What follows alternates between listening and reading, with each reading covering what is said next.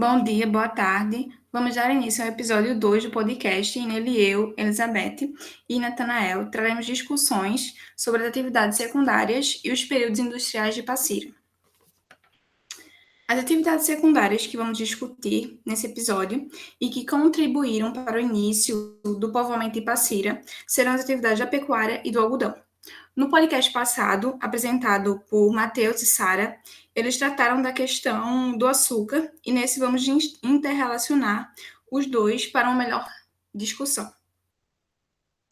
O cenário do açúcar e como ele impacta na pecuária. A gente vai ter primeiro essa noção de como estava o açúcar naquele momento para tentar interrelacionar com a questão da pecuária. O açúcar ele se apresentava em alta, de certa forma estava em alta, tinha alta na sua rentabilidade, e isso gerou uma determinada especialização. E o que significa essa especialização, de certa forma? É que os produtores do açúcar, eles queriam ao máximo investir na produção do açúcar. Eles não queriam investir em outra atividade que não fosse o açúcar. Então, mas eles precisavam eles demandavam outros produtos, como no caso do gado. Mas eles não estavam dispostos, como eu já falei, eles não estavam dispostos a essa atividade da criação do gado. Então, quanto maior era essa procura, quanto maior era a produção do açúcar, maior era essa procura por gado. E somado a isso, a gente também tem uma outra questão que foi quando proibiram a atividade criatória próxima desses locais de plantação da cana, perto dessas áreas litorâneas, que eram geralmente onde ficavam essas plantações.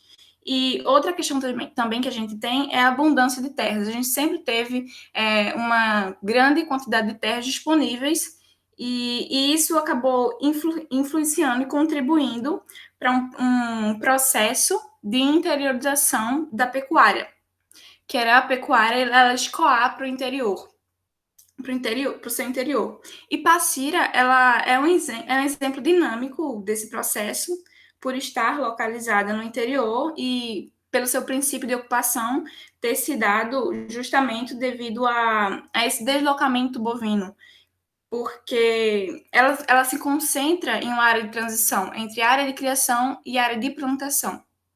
Então, quando esse gado ele se desloca de onde ele foi criado para essas áreas onde eles vão, para as áreas de plantação, onde eles vão ter utilidade na produção, se deu justamente esse processo de ocupação de Passira.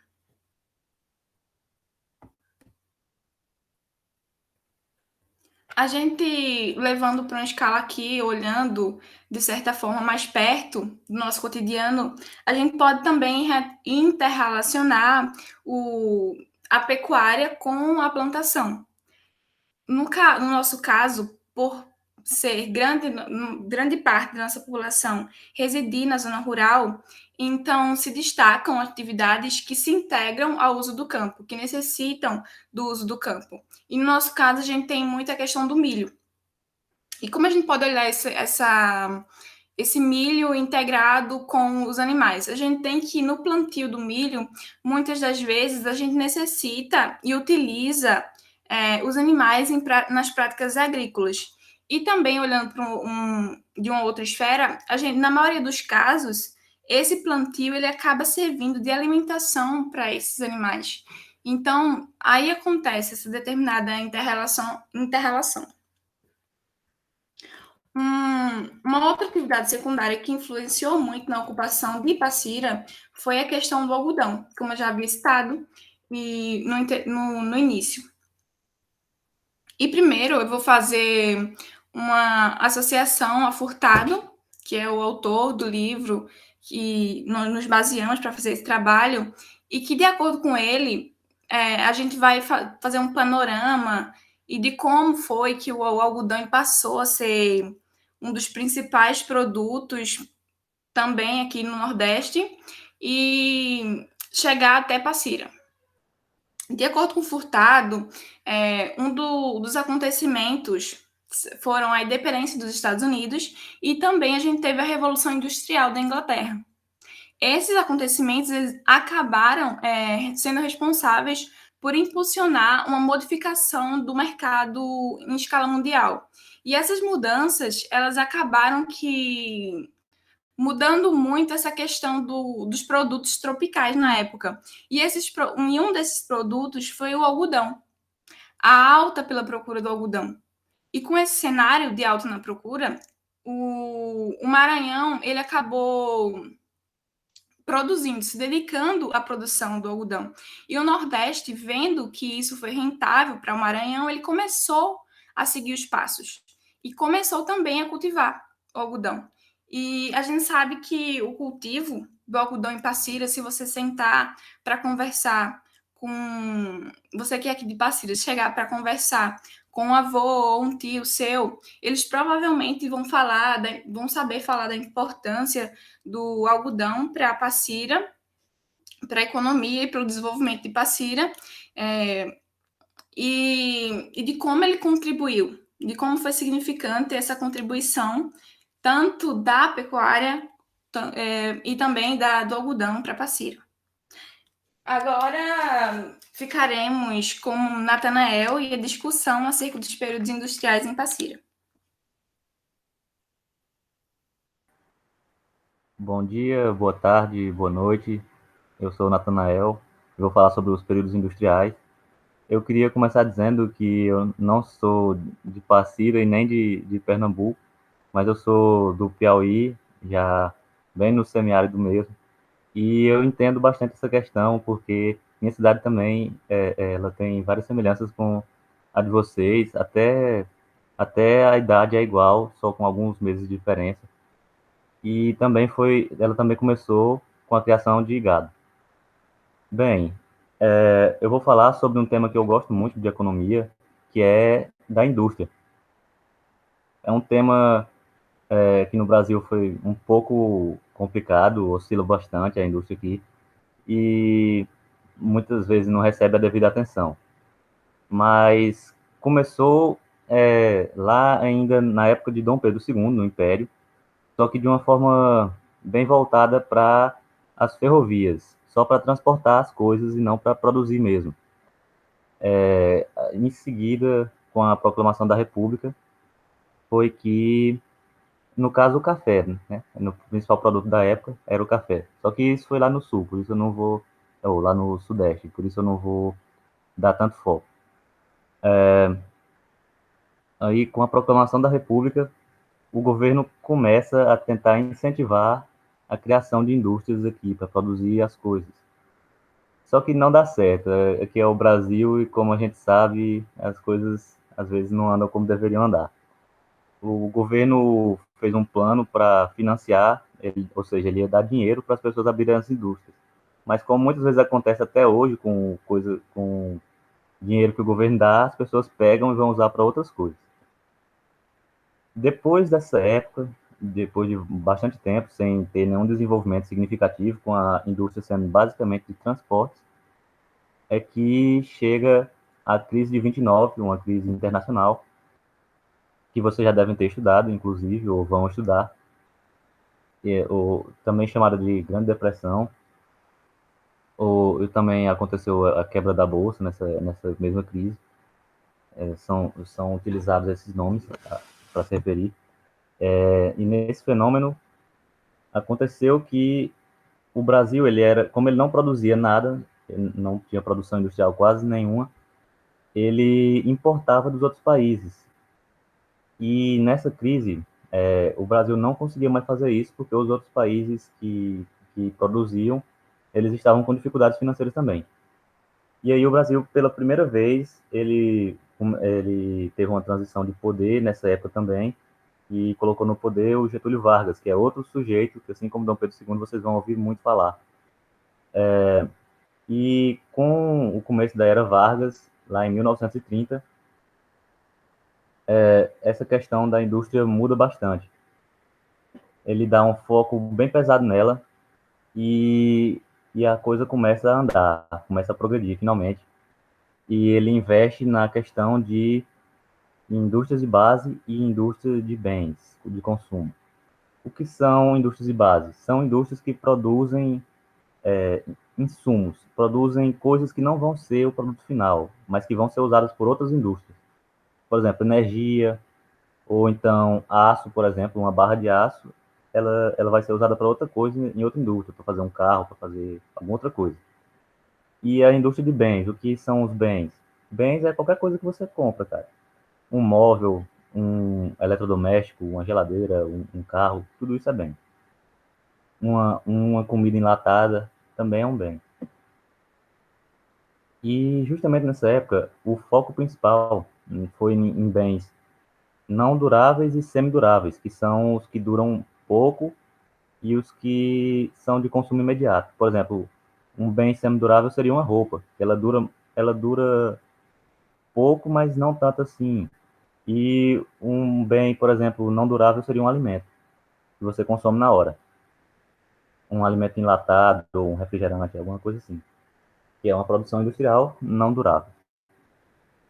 Nessa época também, devido ao grande crescimento que o país teve, os avanços e tal, é feito um grande investimento em infraestrutura e começou também um processo de urbanização, onde as pessoas começaram a sair dos campos, que era onde elas viviam, trabalhando mais com agricultura ou pecuária, e começaram a migrar para as cidades, porque lá tinham acesso a empregos e aos serviços do Estado, como educação, saúde, esse tipo de coisa. Então, durante a Era Vargas, que foi um período também bastante conturbado, mas que considera-se que durou da década de 30 até a década de 50, aconteceu tudo isso.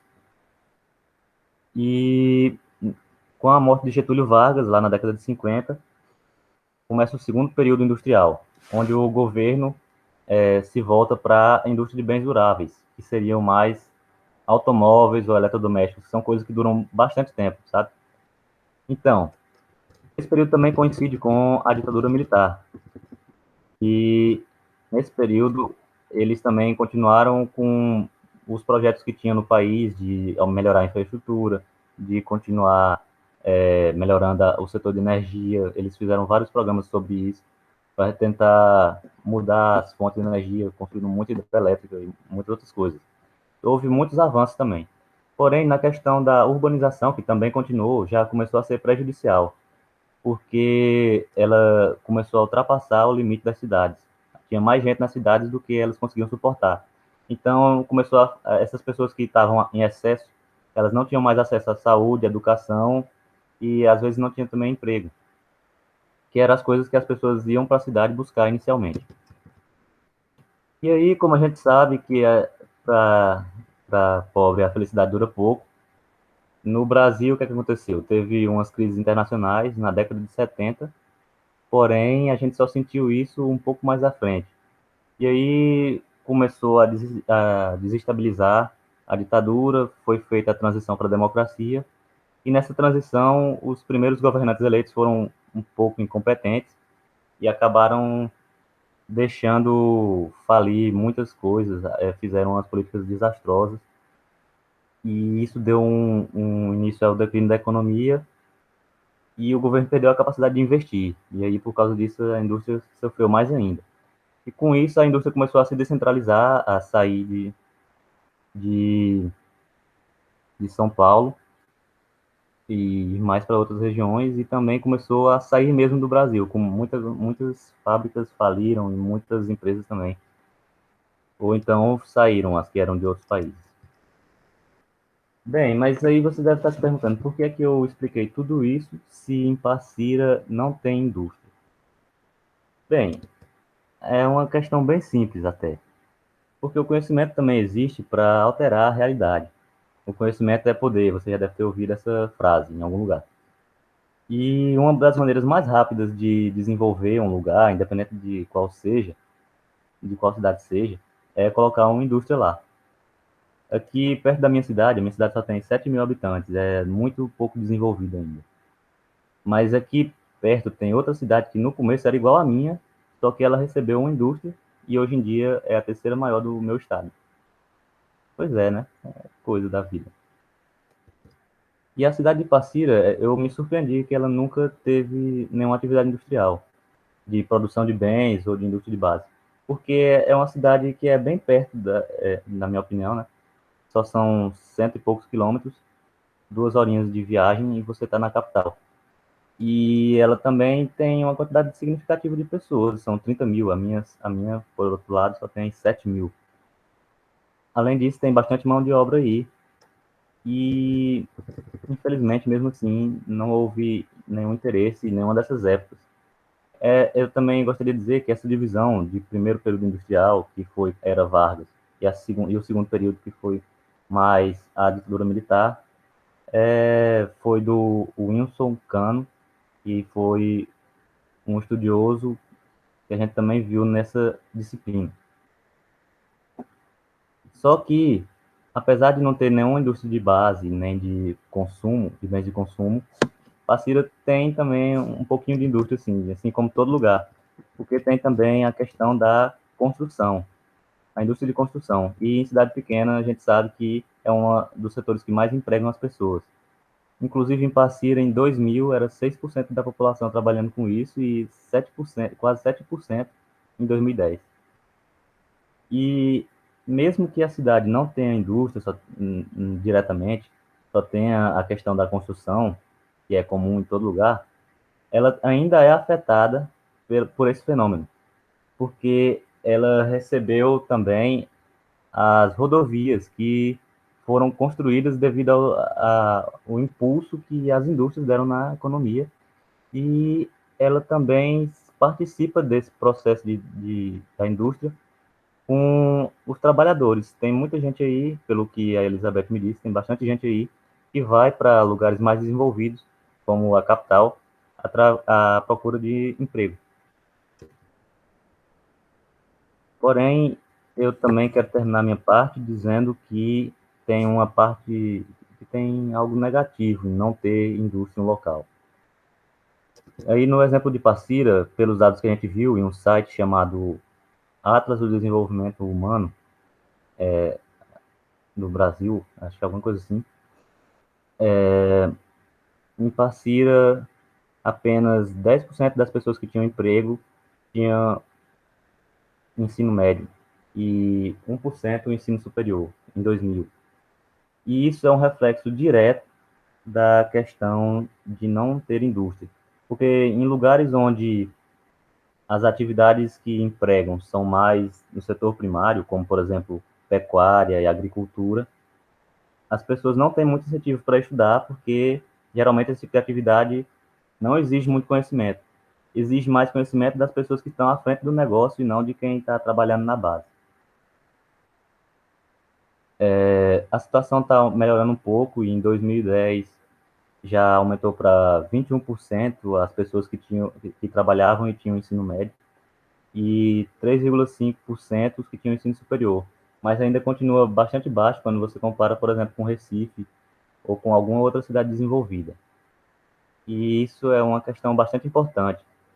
Talvez para vocês agora isso seja só um conteúdo chato que você tem que estudar para fazer uma prova daqui a pouco. Mas no futuro, vocês não vão ser mais só crianças, vocês vão ter que se preocupar com esse tipo de coisa e talvez você se lembre disso que eu falei. Você vai ter que procurar uma melhoria para a sua vida. E isso você vai poder fazer ou tentando trazer alguma fábrica ou indústria para sua cidade, ou você indo para um lugar onde tem essas coisas. Como, por exemplo, eu fiz. Eu sou aqui do Piauí, mas eu fui estudar em Recife, procurando uma vida melhor.